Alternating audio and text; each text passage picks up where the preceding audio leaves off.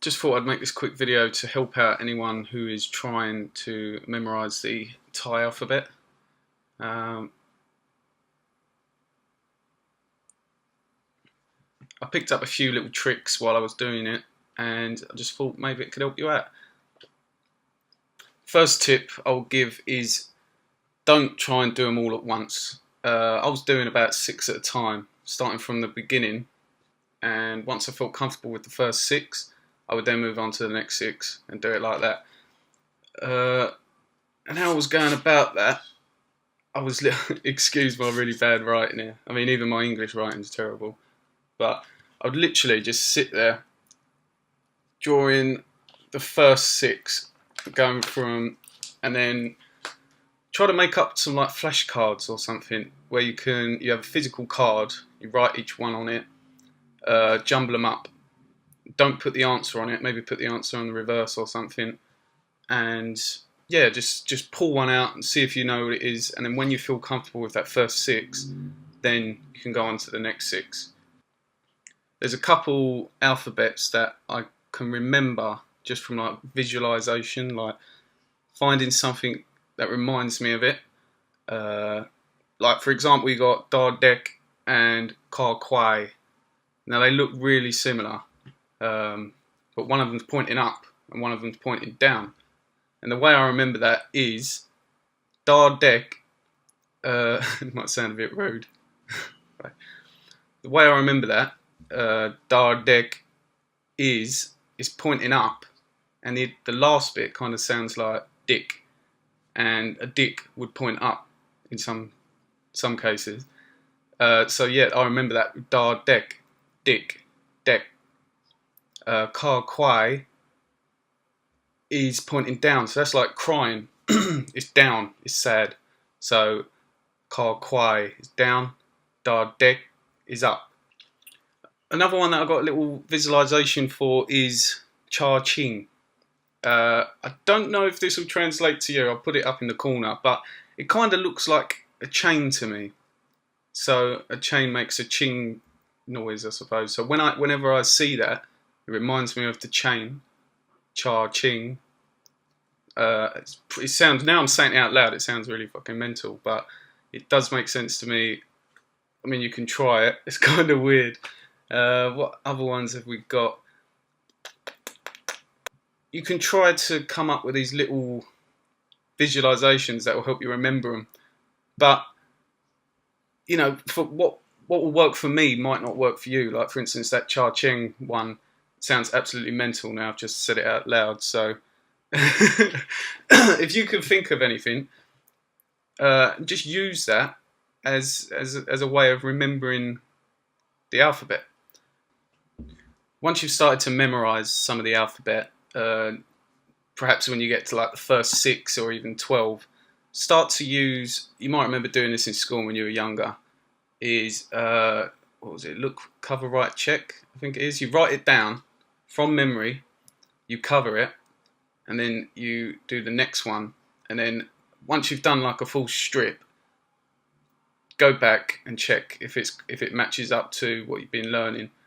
I do find it's a lot better to write stuff down rather than, I don't know, looking at it online and just like looking at the different alphabets and trying to remember it. When you're actually putting your hand to a bit of paper, you're kind of getting a bit of a memorization for it each time. I'm not really one to talk because I mean, my handwriting is really bad, but it does make a difference writing it down opposed to just trying to keep it all in your brain.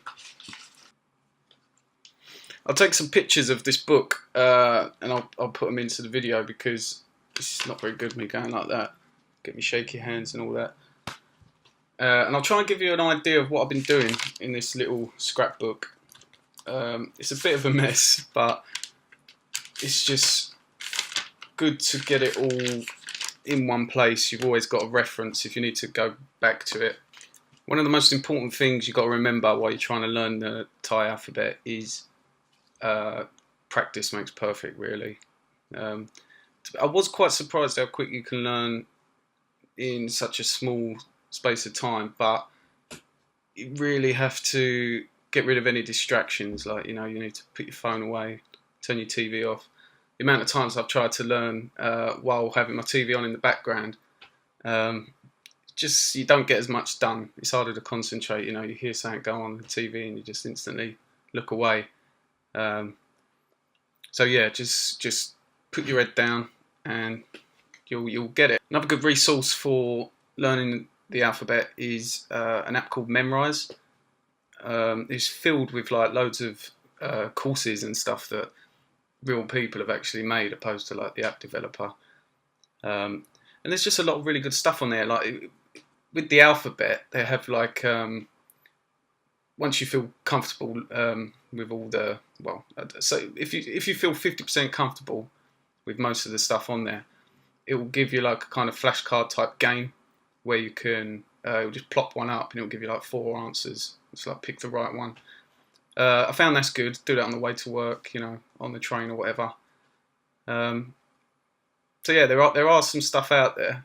I've noticed Thai language in particular is quite hard to find good resources for it, but Memrise is definitely one of the best ones I've found.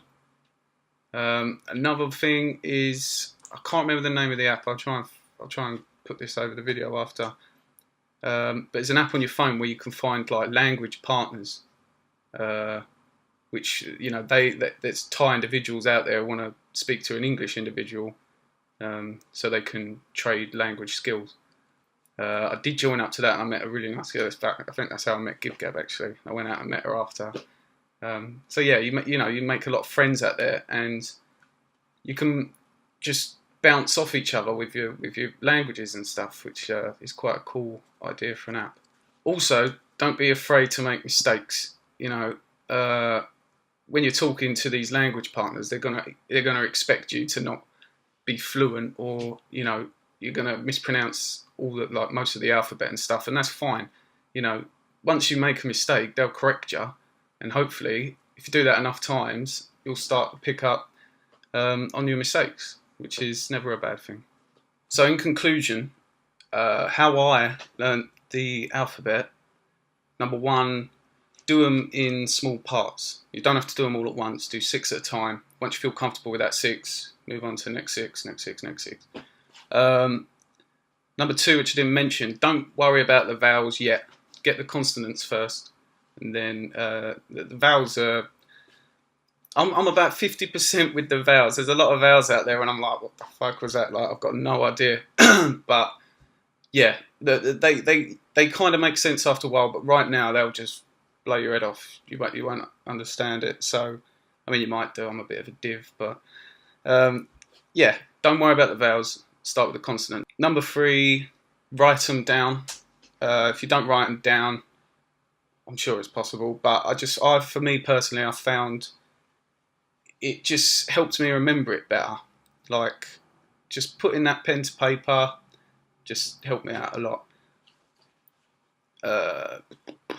Number 4, get some help. You know, either through I don't know, like that app I mentioned earlier. I'll put it back up again because I always forget the name. There's just thousands of people out there who will help you for free. You don't even have to pay for it. You know, if you wanted to get like a tutor or something, that will cost you a bit of money. So go on that app, find a language partner. They'll be willing to help you out. And yeah, thank you very much.